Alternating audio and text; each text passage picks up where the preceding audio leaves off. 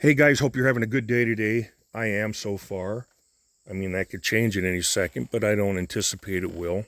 A couple things about Rise of the Oathbreakers Part 2, but then there's the third thing I want to get into, and that's what I really wanted to put the video out about. And so the first thing, Part 2, is that I've sent 4 books out this week. And you remember that I do that a lot. On Part 1, I sent at least 80 out of my own pocket. It's like $20 a pop, so you can see that there's quite an investment. But you have to go out in the book business, you have to go out and you have to make your own success. And I'm not going to go through all that time and all that blah, blah, blah to get a book like that out and then just let it just sit there. So who got copies this week? Well, the first was the Newport, Maine chief of police. Now, he wasn't the chief of police I had the problem with 3 years ago with that jackass patrol officer. And if you don't know the story, well, you get a copy of Part 2. You will. I got a whole section on that dealings, run-in, and controversy I encountered with the Newport, Maine Police Department. Worthless.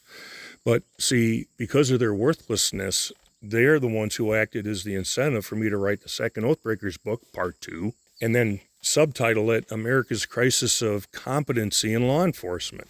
So thanks, Newport, Maine Police Department. On behalf of every other law enforcement officer who doesn't care about the Constitution or civil rights, they salute you. So, I put a little note in there about, thanking him for the role that his agency played in, me being inspired to write a book about police incompetence. And I said, just, keep up the good work. You'll get to meet their newest patrol officer, and he's a heck of a guy, I admit it. He's got an interesting name, though. Let me see. What is it, guys? Oh, that's right. It's Officer Alphonse B.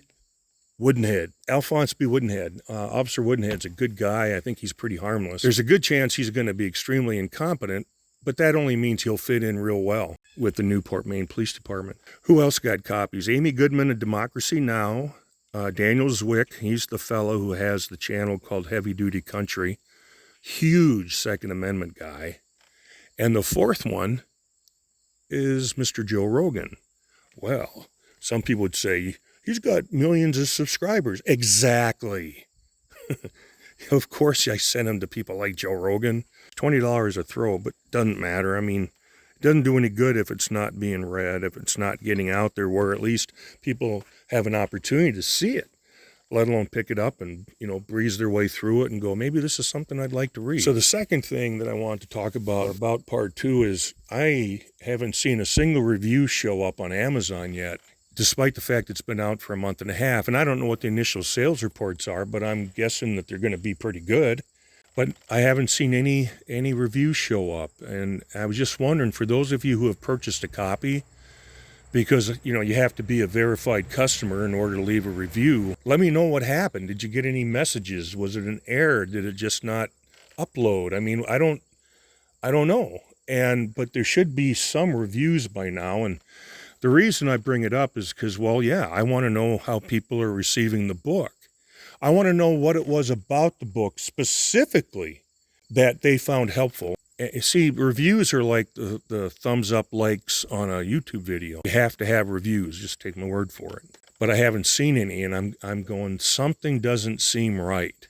So there you go, who I mailed the book to this week so far, and I haven't seen any reviews show up on Amazon. Now, what did I really, really, really want to talk about? Well, it's about the state of our nation. Now, you know that I try to stay away from the politics, but you can't always do that. And for instance, what they're doing to former President Donald Trump. I mean, what a sick travesty of justice. They're not even trying to hide the totalitarianism anymore. It's on full display. We got the wide open southern border and the ongoing gun control measures. Newsom out in California, if you hadn't heard, he just started the process to kick in the constitutional amendment process to come up with the 28th Amendment, which would nullify the Second Amendment. I mean, this is all government knows how to do, is ban, regulate, punish. Ban, regulate, punish. And we have how many tens of millions of Americans think that's just fine? The sheep just drive me more insane than the order followers and all the others in government who think their job is to kill freedom. What I do is I hold the Department of Justice most responsible. What an evil organization. It's